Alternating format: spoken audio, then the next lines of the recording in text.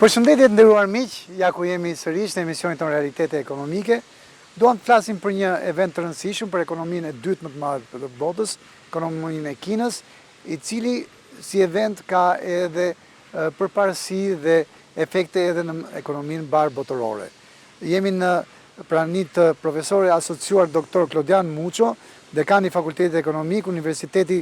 Zonja e Këshillit të Mirë, eksperti i njohur i ekonomisë, profesor Muço, përshëndetje, faleminderit që pranuat intervistën. Përshëndetje, faleminderit ju për ftesën. Profesor Muço, më datën 8 dhjetor u zhvillua mbledhja qendrore ekonomike e punës së Kinës, bazuar në rezultatet e saj. Mund të themi që ekonomia e dytë më e madhe e botës e realizoi tashmë objektivin e rritjes ekonomike prej 5% për vitin 2025, dhe nëse po, a gjykoni se kjo mbledhje solli pikërisht detyrën që të ruhet i njëjti objektiv po aq ambicioz dhe për vitin e ardhshëm? Shikon, kam përshtypjen që po, nëse do kthehemi pak mbas në kohë pjesën e parashikime për rritjen ekonomike të Kinës për 2025-ën ishin mos gabojmë deri në 4.8%, kështu që u rishikua në rritje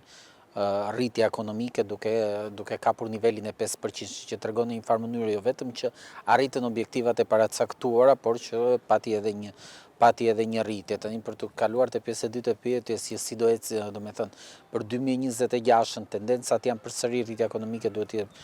të parashikuar diku ke 4.7-4.8% përsëri. Ajo që shikohet domethënë te Kina sot është fakti që në 2025-ën pati një surplus apo një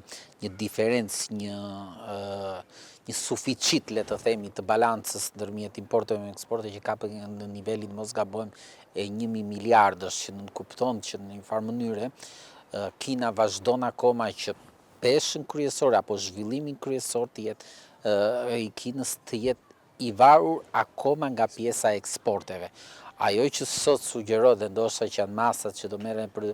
2026 është pjesa që si të jemi më pak të varur nga eksportet, apo le të themi si të bëjmë të mundur që rritja jonë ekonomike mos të jetë vetëm si pasojë e le të themi e faktorëve egzogjen që ndoshta për arsye të dinamikave ndërkombëtare, që siç u vure domethënë për gjatë 2025-s në raporte tarifave me Amerikën të jetë, le të themi, më autonome në këtë rritje. Edhe pse çdo vend do e kishte ëndër në thonjza të kishte kaq shumë eksporte dhe të furnizonte gjithë botën. A do të rritet kërkesa e brendshme e ekonomisë së dytë më të madhe të botës në vitin e ardhshëm? Profesor Muço, pasi mbledhja theksoi nevojën për nxitjen e konsumit,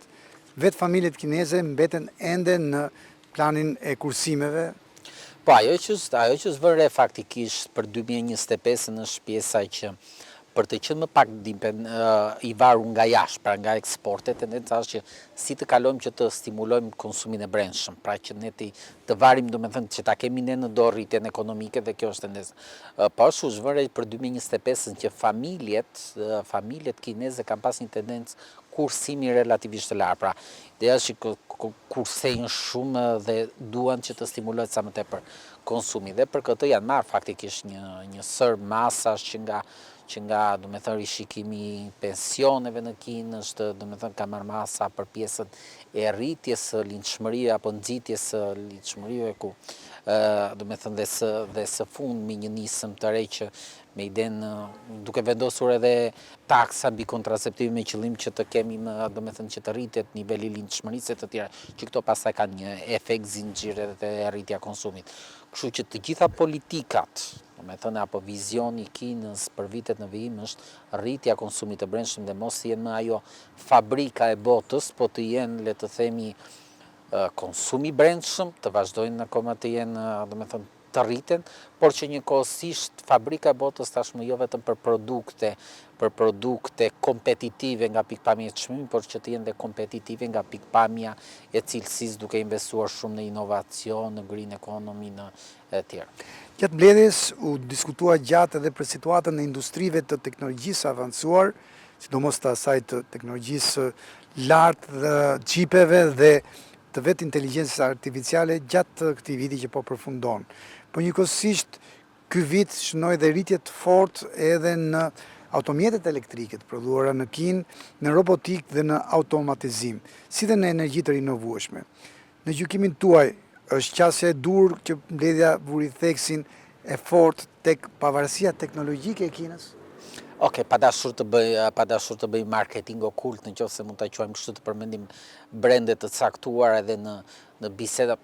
vjen në mendje pjesa e Italisë duke qenë që kemi lidhje dhe për punën me të. Ajo që vjet të re sot në Itali, në Gjermani, në shumë vende të zhvilluara të Europës, kostot e prodhimit makinave elektrike janë relativisht shumë të larta, pra nuk janë kompetitive. Dhe shpesh njerëzit shikojnë që si një makinë elektrike kineze me një çmim relativisht shumë të ulët apo shumë kompetitiv në raport me makinat e prodhuara në BE elektrike apo qoftë ato amerikane, domethënë që brendi domethënë konsiderojnë si makina super luksoze për sa i përket pjesës, flasim për makinat elektrike gjithmonë. Makinat kineze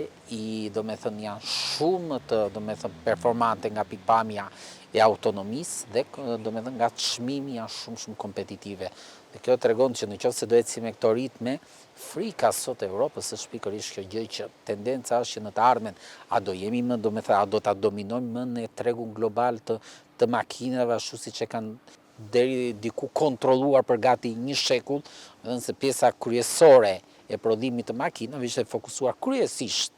në Europë, sigurisht edhe Japoni apo Amerika, por që Europa kishte një peshë të rëndësishme në tregun global. Sot kjo është në pikpyetje. Aspekti i dytë e pjesa e teknologjisë. Sot në shumë fusha të jetës edhe në atë pjesën e shëndetësisë, në teknologjinë shëndetësore që konsiderohet me shumë rëndësi, Kina vazhdon, domethënë, është bërë gjithmonë më tepër kompetitive dhe konkuron pjesët e botës. Ajo që është vënë re gjithmonë duke krahasuar me Europën është fakti që shumë prej fabrikave kryesore të botës apo të Europës në veçanti kishin tendencën që të spostonin një pjesë të prodhimit në Kinë për arsye të kostës forcës punëtore. Në një farë mënyrë duke transferuar investimet në Kinë, transferuan dhe know-how-un, transferuan edhe në një farë mënyrë edhe ato njohuritë e krijuara. Kina arriti që të tregonte të ishte shumë e zonja si shtet,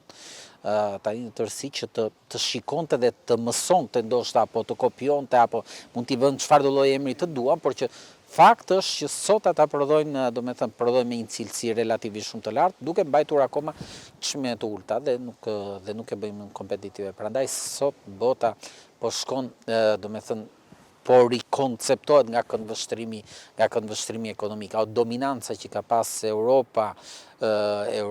dhe Amerika edhe në teknologji, sot po vihet në pikpyetje dhe Kina në këtë rast duket që është një hap para. Nën presionin e tensioneve gjeopolitike dhe politikave të rishikimit të zinxhirit global të furnizimit që edhe juve, profesor Muço, përmendët, Kina po kërkon të ruajë rolin e saj si destinacion kryesor i investimesh. Dhe në fakt kjo mbledhje qendrore ekonomike kërkoi liberalizim të sektorëve të caktuar, mbrojtje më të madhe ligjore për investimet e huaja, investitorët e huaj, si dhe politika të taksave të ulura për nxitjen e kapitalit. Qasja e dur në gjykimin tuaj? Shikon, në kompleks, nëse do shikojmë në nivel makro pjesën e ekonomisë sot, siç e përmenda që është pjesa që vazhdojnë akoma të kenë eksporte, ku monedha ka pas presion inflacioniste, nga ana tjetër mungesa e stimulit me rritjes së shpejtë të konsumit bën që deri diku nëse këto ritme të pjesës të eksporteve mund të krijojnë dhe presione deflacioniste dhe në tilla kushte tendenca është që së bashku me pjesën e eksporteve të kalojnë te pjesa e investimeve, sidomos në Afrikë që po bën investime në shumë sektorë të ekonomisë që në një farë mënyre jo vetëm që zhvillojnë zonën e tyre, por që i jep një avantazh krahasues edhe në pjesën e shumë prej sektorëve, domethënë në aspektin sidomos produkteve bujqësore, që bën edhe më të pavarur, le të themi, në aspektin e importeve kinë, kështu që në tilla kushte më shikoj si një aspekt shumë pozitiv. Dhe kur është krijuar Bashkimi Evropian, tendenca ishte që a mund të jemi neve autonom duke prodhuar për këto për popullsinë për gati 500 milion banor që kishte në atë periudhë kohë Bashkimi Evropian, dhe të bazojmë zhvillimin të ky konsum, apo duhet që të mendojmë për tregjet globale. Dhe në fakt, ideja ishte gjithmonë e tregjeve globale, sepse sado që të jetë numri i popullsisë vjen në një moment të caktuar që në qoftë se do të zhvillosh dhe të kesh një zhvillim afatgjatë, duhet që të mendosh gjithmonë në tregjet globale. Kam përshtypjen që edhe Kina këtë po bën, domethënë sot ideja është që o do arrish o do bësh le të themi në thonjza një pushtim me pjesën e produkteve të tua, ose në pamundësi apo për arsye dhe të dinamikave të tregjeve globale, ndoshta një formë shumë e mirë pushtimi në thonjza mund të jetë edhe duke investuar dhe duke rritur prodhimin në atë vend. Baza